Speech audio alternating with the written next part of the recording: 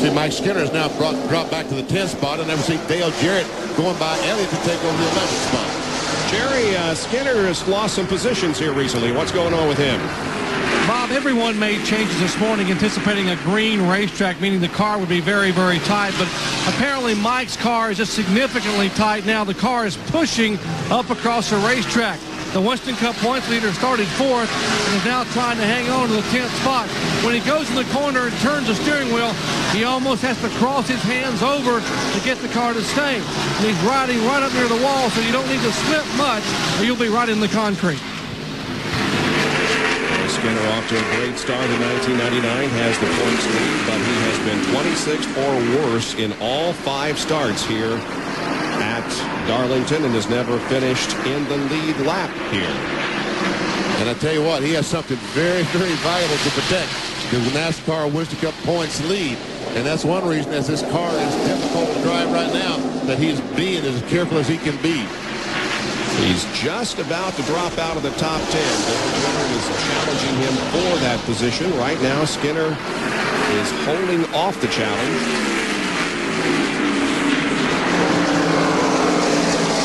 He ran that high line. Look at Skinner going up, hoping that bank will help that pushing problem as he comes off the corner.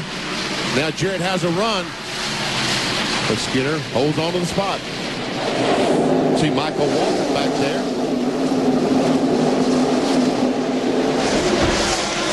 10th, 11th, 12th, 13th. Joe Nemechek back at 14th.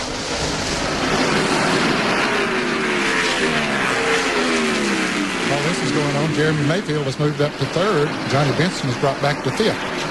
Now looks like Jarrett may get him. Once again, Skinner's car skates up the racetrack, and Jarrett is able to pull alongside. And with that inside line going down into turn number 1, will take the 10th position away. And we've seen what happens when guys try to race each other going down in turn 1. Almost every time there will be contact between the two cars. Almost contact between Elliott and the 31 car coming off of turn 4. Elliott had a good run and ran up on Mike in a hurry, but Skinner holds on to the position. Here comes Nemechek, and here comes Kenny Irwin. The different lines through turns 3 and 4. Depending on how your car is working. Right now, see, Mike Skinner is holding up this group of cars, and that's got all the rest of the cars coming in. Now we're seeing Irwin and Nemechek go in that corner side by side. And Nemechek gets pinned up against the racetrack behind Skinner, and so he's going to lose at least 2 positions and maybe 3 as here comes Jeffrey Bodine alongside Nemechek. We're on board with Elliott Sadler. And look at the Elliott. He just barely touched the brakes because they're going so he's not able to run wide open.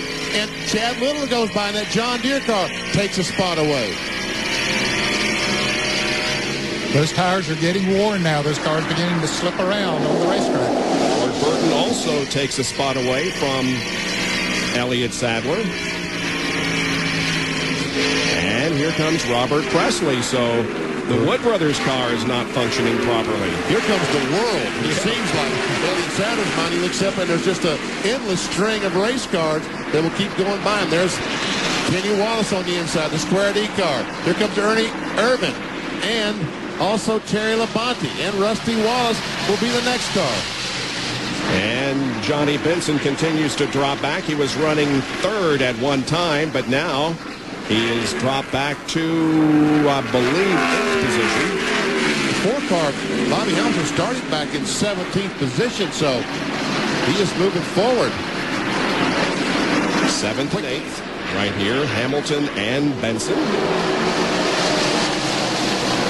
Just to give you an idea of how after the tires are worn, now we've run 32 laps. Jeff Gordon qualified at a lap time of 28.40, so 30-something. Right now, he's running about 31.50, 3 seconds slower than he qualified. Which is probably 10, 12 miles per hour, average speed slower than he qualified. Yeah, and he's pulling away from the field. And here's Jeremy Mayfield taking 2nd position from Mark Martin. I think Jeremy's the fastest car on the racetrack right now. He has come up through the traffic. Mark didn't fight him, just moved over and let him go. He saw him coming, and he is running very, very strong. Bill Weber, what's going on with Elliott Sadler, who continues to drop back? Very loose, very, very loose in the middle of the turns and getting into the turns. His car is very loose. They're encouraging him to hang on as hard and as long as he can. They believe there's going to be a caution here in a few laps, perhaps for tires, perhaps for weather. And it's going to be a question as to which it is for, because it continues to get very, very dark here at Darlington as the black clouds move in. But right now, the race continues under green as 34 of 293 laps have been completed. Jeff Gordon leads Mayfield and Martin.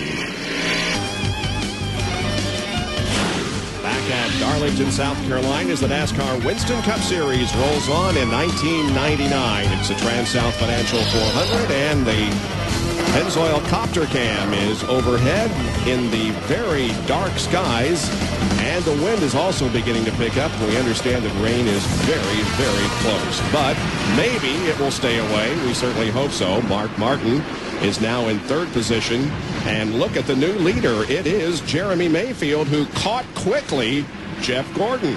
Yeah, he came up very quickly on Gordon. He was picking off about a half a second a lap faster than when he caught him.